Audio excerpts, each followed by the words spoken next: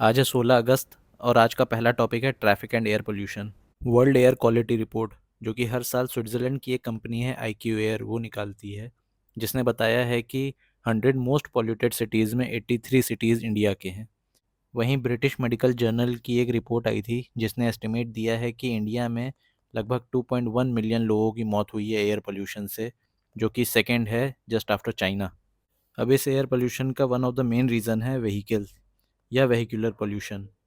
और इस व्हीकल से मेन पोल्यूटेंट्स जो निकलते हैं वो हैं सबसे पहले पे कार्बन डाइऑक्साइड, जो दो तरीके से पोल्यूशन क्रिएट करते हैं। पहला है क्लाइमेट चेंज।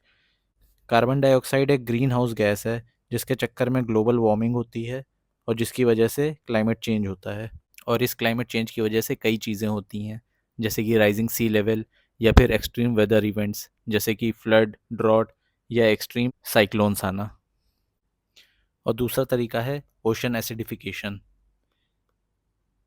ये कार्बन डाइऑक्साइड सी वाटर में जाके डिज़ोल्व हो जाते हैं और फॉर्म करते हैं कार्बोनिक एसिड, जिसकी वजह से ओशन का पीएच लेवल गिर जाता है। और इस एसिडिफिकेशन के चक्कर में जितने भी ऑर्गेनिजम्स का स्केलेटन कैल्शियम कार्बोनेट से बना होता है वो डिज़ोल्व होने लगते हैं और इससे मरीन लाइफ हैम्पर होती है। सेकेंड पॉल्यूटेंट है PM2.5, यानी कि पार्टिकुलेट मैटर 2.5। ये ऐसे पार्टिकल्स होते हैं जिनका डायमीटर 2.5 माइक्रोमीटर से भी कम होता है और ये पब्लिक हेल्थ के लिए बहुत हार्मफुल होते हैं क्योंकि ये डायरेक्टली इनहेल किए जा सकते हैं लंग्स में, जिससे ये ब्लड स्ट्रीम में भी एंटर हो सकते हैं। इसकी वजह से मेजर प्रॉब्लम होती है सबसे पहली रेस्पिरेशन की, यानी कि इससे एस्थमा, ब्रोंकाइटिस और कई रेस्पिरेटरी कंडीशंस डेवलप हो सकती हैं। इससे कई कार्डियोवास्कुलर प्रॉब्लम्स भी होती हैं, यानी कि हार्ट की बीमारियां भी कई सारी होती हैं, जैसे कि हार्ट अटैक, स्ट्रोक या फिर और कोई हार्ट रिलेटेड इशू। और इसके बहुत ज़्यादा एक्सपोजर से लाइफ एक्सपेक्टेंसी भी रिड्यूस हो जाती है। तीसरा मेजर पॉल्यूटेंट है नाइट्रोजन ऑक्साइड्स। ये सनलाइट के प्रेजेंस में ग्राउंड लेवल ओजोन फॉर्म करते हैं, जो कि एक की कंपोनेंट होता है स्मॉग का, और इससे कई सारी रेस्पिरेटरी प्रॉब्लम्स हो सकती हैं। वहीं नाइट्रोजन ऑक्साइड्स एसिड रेन के फॉर्मेशन में भी कंट्रीब्यूट करते हैं, जो कि डैमेज करता है फॉरेस्ट, सॉइल्स, लेक्स और स्ट्रीम्स को, और कई इकोसिस्टम में ये हार्मफुल इफेक्ट क्रिएट करता है। अब गवर्नमेंट की तरफ से कौन कौन से मेजर्स लिए गए हैं ये वेहिकुलर एयर पोल्यूशन को कॉम्बैट करने के लिए। सबसे पहले पे है corporate average fuel economy norms, जिसको कैफ़े नॉर्म्स भी कहते हैं। ये इंट्रोड्यूस करा गया था ब्यूरो ऑफ एनर्जी एफिशिएंसी के द्वारा, और इसका मेन फंक्शन है व्हीकल से कार्बन डाइऑक्साइड के एमिशन को रिड्यूस करना। अभी फ़िलहाल bureau of energy efficiency cafe 3 और कैफ़े 4 पे काम कर रही है।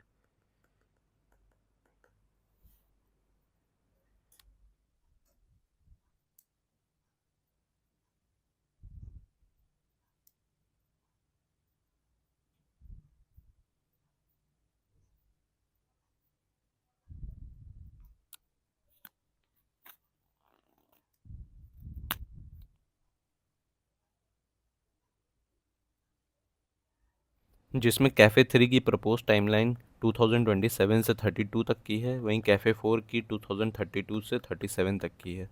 इस नॉर्म्स की ये प्रॉब्लम है कि ये सारी हैवी व्हीकल्स को एक्सक्लूड करता है और ये सिर्फ एप्लीकेबल है लाइट व्हीकल्स पे। अब सेकंड मेजर है व्हीकल स्क्रैपेज पॉलिसी, जो कि इंट्रोड्यूस किया गया था 2022 में बाय गवर्नमेंट ऑफ इंडिया, और इसका मोटिव था जितने भी ओल्ड और पोल्यूटिंग व्हीकल हैं उनको फेज़ आउट करना। इसमें यह है कि जितने भी पैसेंजर व्हीकल्स हैं उसको 20 साल बाद, और जितने भी कमर्शियल व्हीकल्स हैं उसको 15 साल बाद एक फ़िटनेस और एमिशन टेस्ट पास करना होगा, जिसके बाद ही उनका रजिस्ट्रेशन सर्टिफिकेट रिन्यू हो सकता है। और अगर ये फेल हो जाते हैं तो ये कैटेगराइज कर दी जाएगी एंड ऑफ लाइफ व्हीकल्स, इनका रजिस्ट्रेशन सर्टिफिकेट लूज़ हो जाएगा और ये रिकमेंडेड रहेंगी स्क्रैपिंग के लिए। अब इस व्हीकुलर एयर पोल्यूशन को टैकल करने के लिए कई रिकमेंडेशंस भी हैं, जैसे कि पहला है स्क्रैप यार्ड्स। इंडिया में बहुत limited number of scrap yards होने के कारण व्हीकल स्क्रैपेज पॉलिसी का इम्प्लीमेंटेशन काफ़ी मुश्किल हो रहा है। इसीलिए मेन फोकस किया जा रहा है कि इंडिया में स्क्रैप यार्ड्स बढ़ाए जाएं। वहीं दूसरे नंबर पे है व्हीकुलर एमिशन टेस्टिंग, जिसमें हर व्हीकल को एक PUCC सर्टिफिकेट दिया जाता है। इसका स्ट्रिक्ट इन्फोर्समेंट होना इंडिया में काफ़ी ज़्यादा ज़रूरी है। और तीसरा रिकमेंडेशन है मास ट्रांजिट, यानी कि जहाँ एक आदमी एक गाड़ी लेकर के अपने ऑफिस या काम पे जा रहा है वहीं वो पब्लिक ट्रांसपोर्ट का यूज़ करे या फिर कारपूल सिस्टम का यूज़ करे, ताकि कम से कम एयर पोल्यूशन क्रिएट हो। अब नेक्स्ट टॉपिक है Himalayan towns and need for different kind of development. Indian Himalayan range, जिसमें इंडिया के 11 स्टेट्स और 2 यूनियन टेरिटरीज आती हैं, इसमें पिछले 10 साल में 40% अर्बन ग्रोथ रेट हुआ है, जिसके चक्कर में टाउन्स एक्सपैंड हो रहे हैं, अर्बन सेटलमेंट और ज़्यादा से ज़्यादा होता जा रहा है और उससे हो रहे हैं डिज़ास्टर्स। और इसी वजह से हिमालयन टाउन्स को चाहिए कैरिंग कैपेसिटी बेस्ड डेवलपमेंट, यानी कि जितनी कैरिंग कैपेसिटी उस टाउन की है उसी हिसाब से उस टाउन का डेवलपमेंट किया जाए। अब मेजर चैलेंजेस क्या हैं इंडियन हिमालयन रेंज टाउन्स में? सबसे पहला है सिविक इश्यूज़, जहाँ ज़्यादातर हिमालयन टाउन स्ट्रगल कर रहे हैं मैनेज करना सैनिटेशन और वाटर। वहीं वेस्ट मैनेजमेंट भी बहुत बड़ा इशू बन गया इन टाउन्स में। एंड पे है इनएडिक्वेट प्लानिंग। इन टाउन्स के प्लानिंग इंस्टीट्यूशन कॉपी कर लेते हैं जो प्लेन पे टाउन्स बने हैं उसके प्लानिंग मॉडल से, जो कि इनफेक्टिव पड़ जाते हैं हिमालयन कॉन्टेक्स्ट में। और यहाँ की सिटी गवर्नमेंट्स के पास 75% शॉर्टेज है ह्यूमन रिसोर्सेज की। अब थर्ड मेजर चैलेंज है अर्बन एक्सपेंशन, जहाँ श्रीनगर और गुवाहाटी जैसे शहर अपना मेन एरिया को एक्सपैंड करते करते ये पेरीफेरीज़ में भी पहुँच गए हैं। और इन पेरीफेरीज़ के जितने भी ओपन स्पेसेस हैं, फॉरेस्ट हैं और वाटरशेड्स हैं, इन सबको धीरे धीरे एनक्रोच कर रहे हैं, जिससे वाटर बॉडीज़ का बहुत ज़्यादा लॉस हो रहा है। वहीं चौथा चैलेंज है एनवायरमेंटल इम्पैक्ट, जहाँ 90% अनट्रीटेड लिक्विड वेस्ट एंटर कर जाता है वाटर बॉडीज़ में, जिससे काफ़ी पोल्यूशन होता है और एनवायरनमेंट डिग्रेडेशन होता है। अब यहाँ जितने भी चैलेंजेस फेस करने को मिल रहे हैं हिमालयन रेंज टाउन्स को, उसके पीछे कई रीजंस हैं। सबसे पहला है अर्बनाइजेशन, जिसके चक्कर में अनसस्टेनेबल इंफ्रास्ट्रक्चर डेवलप हो रहा है और रिसोर्स बहुत ज़्यादा यूज़ हो रहे हैं। सेकेंड मेजर कॉज है एनवायरमेंटल डिग्रेडेशन। डिफॉरेस्टेशन और लैंड डिग्रेडेशन के चक्कर में बायोडाइवर्सिटी लॉस भी होता है और बहुत ज़्यादा पोल्यूशन भी क्रिएट होता है, और इसी चक्कर में वाटर स्कैर्सिटी का भी इशू आता है। और तीसरा मेजर कॉज है टूरिज़्म ग्रोथ, जहां पिछले 10 साल में हर साल 7.9% की ग्रोथ हुई है। और इतनी ज़्यादा ग्रोथ के चक्कर में इको फ्रेंडली इंफ्रास्ट्रक्चर जो था वो इनअप्रोप्रिएट और अनसस्टेनेबल डेवलपमेंट से रिप्लेस कर दिया गया है। अब इन चीज़ों से उभरने के लिए रिकमेंडेशंस क्या क्या हैं?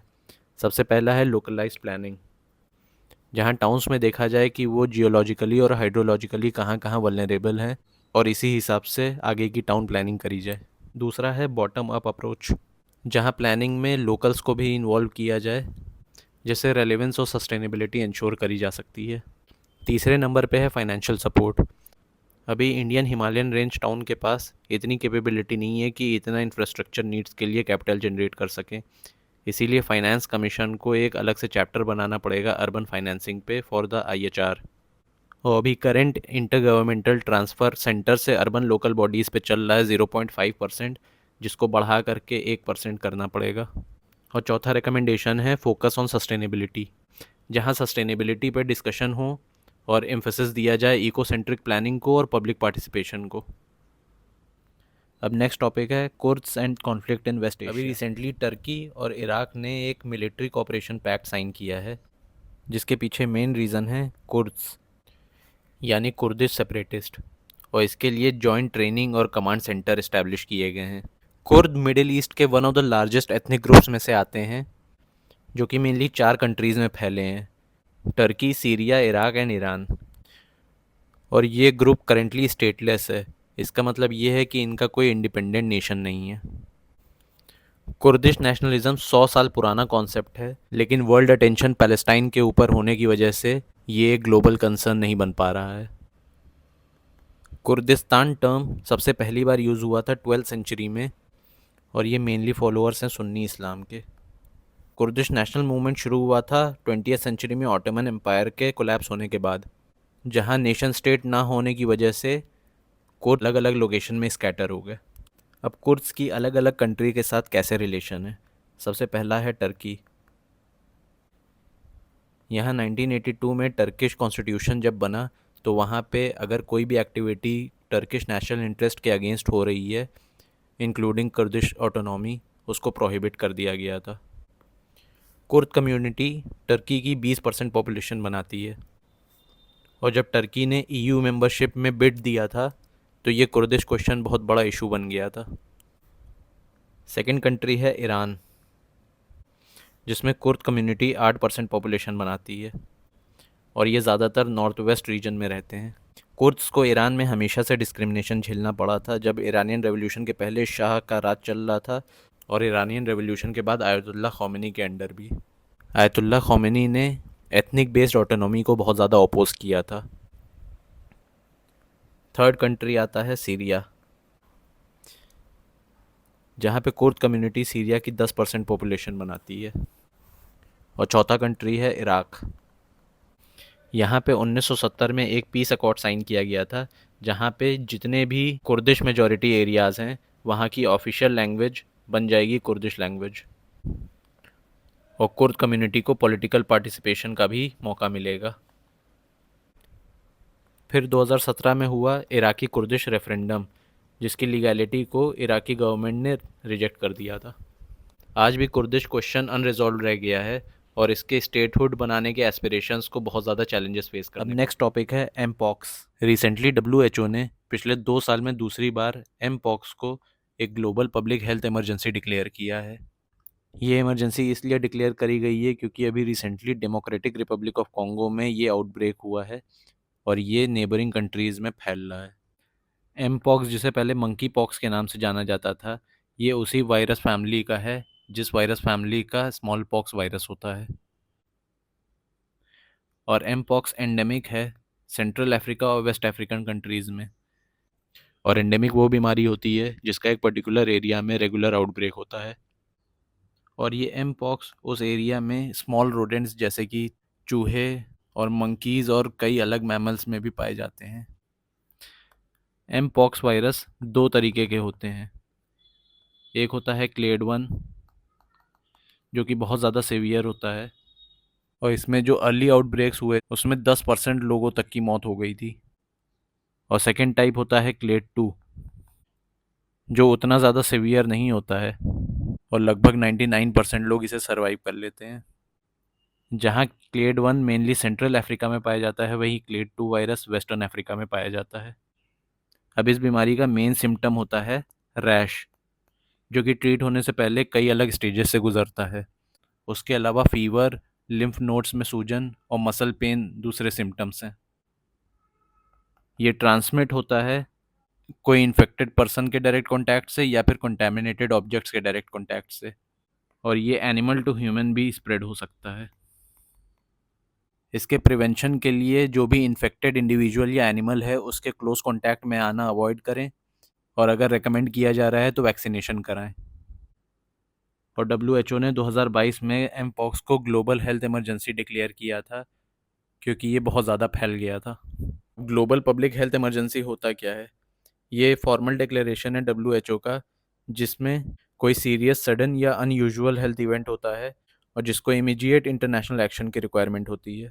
ये मेनली किया जाता है ताकि कंट्रीज़ अपने रिसोर्सेज मोबिलाइज कर सकें और अवेयरनेस फैला सकें ज़्यादा से ज़्यादा। अब नेक्स्ट टॉपिक है गैलेंट्री अवार्ड्स। अभी रिसेंटली इंडिपेंडेंस डे 2024 के दिन प्रेसिडेंट द्रौपदी मुर्मू ने 103 गैलेंट्री अवार्ड अप्रूव किए हैं।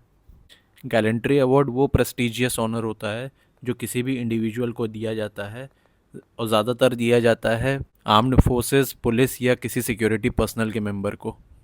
और ये दिया जाता है एक्सेप्शनल ब्रेवरी के लिए, कोई भी डेंजर का सामना करने में या फिर एक्टिव कॉम्बैट में, और ऐसे हीरोइक एक्ट्स के लिए दिया जाता है जो कि कंट्रीब्यूट करता है नेशन की सेफ्टी और सिक्योरिटी में। ये अवार्ड 2 सिनेरियो में दिए जाते हैं। एक होता है वॉर टाइम सिनेरियो, जिसमें परमवीर चक्र, महावीर चक्र और वीर चक्र दिया जाता है, और दूसरा होता है पीस टाइम सिनेरियो, जिसमें अशोक चक्र, कीर्ति चक्र और शौर्य चक्र दिया जाता है। ये अवार्ड साल में 2 बार अनाउंस किए जाते हैं, एक इंडिपेंडेंस डे के दिन और दूसरा रिपब्लिक डे के दिन। और ये अवार्ड किसी भी इंडिविजुअल को दिया जा सकता है, ज़रूरी नहीं है कि वो किसी आर्म्ड फोर्सेस का ही मेंबर हो। इसमें परमवीर चक्र हाईएस्ट मिलिट्री डेकोरेशन होता है वॉर के दौरान, और वहीं अशोक चक्र highest peace time gallantry award है इंडिया में। आज का लास्ट टॉपिक है central water commission. Central water commission ने अभी एक रिसेंटली ऐप लॉन्च करी है फ्लड वॉच इंडिया नाम से, जिसमें बताया जाएगा सारे अपडेट्स इंडिया में जितने भी फ्लड्स आ रहे हैं उनके बारे में। अब ये सेंट्रल वाटर कमीशन है क्या? ये इंडिया की प्रीमियर टेक्निकल ऑर्गेनाइजेशन है जो स्पेशलाइज करती है वाटर रिसोर्सेज में। और ये एक अटैच्ड ऑफिस है जो कि जुड़ा हुआ है मिनिस्ट्री ऑफ जल शक्ति से। ये पहले central water and power commission के नाम से जाना जाता था। फिर 1974 में वाटर विंग को अलग करके सेंट्रल वाटर कमीशन बनाया गया। वहीं पावर विंग को अलग करके सेंट्रल इलेक्ट्रिसिटी अथॉरिटी बनाई गई। इसको एक चेयरमैन हेड करता है जो एक ex officio secretary to the government of India का भी स्टेटस होल्ड करता है। इस कमीशन की मेनली 3 विंग हैं। पहली है डिज़ाइन एंड रिसर्च विंग, दूसरी है रिवर मैनेजमेंट विंग और तीसरी है water planning and projects wing. अब इस कमीशन के की फंक्शंस क्या हैं? सबसे पहला है वाटर रिसोर्स प्लानिंग। ये स्टेट्स को असिस्ट करता है कि जितनी भी उस स्टेट में वाटर रिसोर्सेज हैं, जैसे लेक्स हैं, रिवर्स हैं, उन सबको प्लान कैसे किया जाए और इसका वाटर कैसे यूटिलाइज़ किया जाए। वहीं ये नेशनल वाटर पॉलिसीज़ बनाता है और गाइडलाइंस डेवलप करता है वाटर मैनेजमेंट की। दूसरा मेन फंक्शन है इसका डिज़ाइन एंड कंसल्टेंसी सर्विसेज। ये टेक्निकल डिज़ाइंस प्रोवाइड करता है मेजर वाटर रिसोर्सेज स्ट्रक्चर्स के लिए, जैसे कि डैम्स हो गए या कैनाल्स हो गए। तीसरा इसका फंक्शन है प्रोजेक्ट मॉनिटरिंग का। ये जितने भी वाटर रिसोर्सेज के प्रोजेक्ट चल रहे होते हैं उसमें मॉनिटर करता है कि सारे प्रोजेक्ट टेक्निकल स्टैंडर्ड्स और एनवायरमेंटल गाइडलाइंस का पालन कर रहे हैं या नहीं कर रहे हैं। चौथा इसका फंक्शन है flood forecasting and management. CWC national flood forecasting network को ऑपरेट करता है और ये सारे फ्लड्स की रियल टाइम इंफॉर्मेशन प्रोवाइड करता है। और ये स्टेट्स को सपोर्ट करता है फ्लड मैनेजमेंट स्ट्रैटेजीज़ की प्रिपरेशन और इम्प्लीमेंटेशन में। पांचवा इसका मेन फंक्शन है hydrological observation and data management. ये इंडिया की सारी रिवर्स का डेटा कलेक्ट करता है, जिसमें आता है रिवर फ्लोज, सेडिमेंट ट्रांसपोर्ट और वाटर क्वालिटी। इसका एक और फंक्शन है टेक्निकल असिस्टेंस और डेटा प्रोवाइड करना इंटर स्टेट वाटर डिस्प्यूट को रिजॉल्व करने के लिए।